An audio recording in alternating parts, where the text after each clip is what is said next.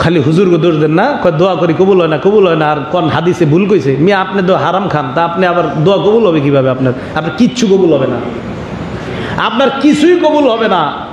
সূরা বাকারা 168 নম্বর আয়াতে আল্লাহ বলেন, ইয়া আইয়ুহান নাস কুলু মিম্মা ফিল আরদি হালালান তাইয়্যিবা, হে মানুষ জমিনে সব হালাল খাও, হালাল।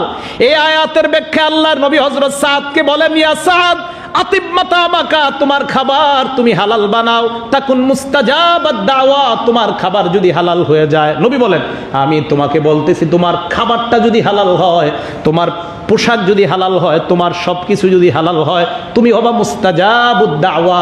মুস্তাজাবুদ দাওয়া কাকে বলা হয়? দোয়া করা মাত্রই ওই দোয়া আল্লাহ কবুল করে নেয়। তাকুন মুস্তাজাবাদ দাওয়া, তুমি হালাল খাও, হালাল পড়ো, তোমার দোয়া কবুল হবে।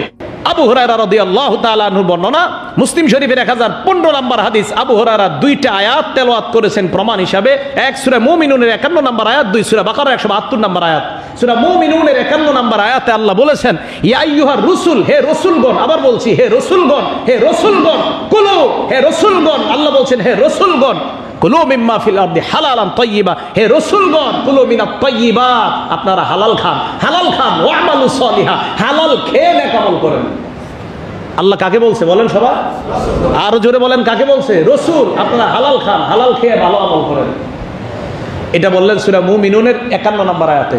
আর সূরা বাকারা 172 নম্বর আয়াতে আমাদেরকে বলছে, ইয়া আইয়ুহাল্লাযীনা আমানু কুলু মিন তাইয়্যিবাতি মা রাযাকনাকুম, হে ঈমানদাররা হালাল খাও। তাহলে এক জায়গায় বললেন রাসূল তোমরা হালাল খাও, আরেক জায়গায় বললেন ঈমানদার তোমরা হালাল খাও। আল্লাহর নবী বলেন, ইন্নাল্লাহা তাইয়্যিবুন লা ইয়াকবালু ইল্লা তাইয়্যিবা, আল্লাহ পবিত্র, আল্লাহ অপবিত্র কোনো কিছু কবুল করে না। এবার নবীজি বলেন, সুম্মা যাকারার রাজুল, এক ব্যক্তির কথা উল্লেখ করলেন, ইউতিলুস সাফারা, যেই ব্যক্তি লম্বা সফরের মধ্যে বের হয়, আশআস, ওই লোকটা এমন অবস্থা, চুলগুলো এলোমেলো, আকবার, আকবার মানে চেহারার মধ্যে ধুলা আর ধুলা, তাহলে লোকটা মুসাফির, ঠিক না? কেমন অবস্থা? চুলগুলা এলোমেলো, চেহারাটার মধ্যে ধুলা আর ধুলা।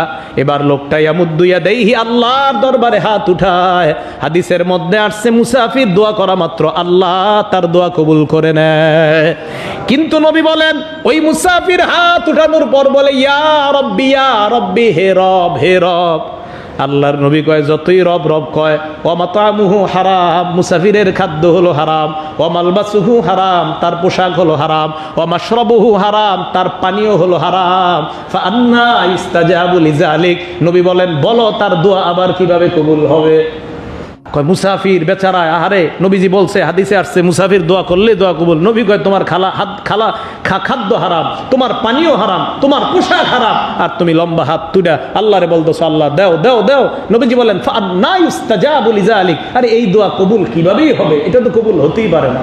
তাহলে বলেন তো, তাহলে সবচাইতে আজকের আলোচনার প্রধানটাই পেয়ে গেলাম, যত অভিযোগ করেন দোয়ার বিরুদ্ধে, সব অভিযোগের এক জবাব, হালাল খান, দোয়া কবুল হবে।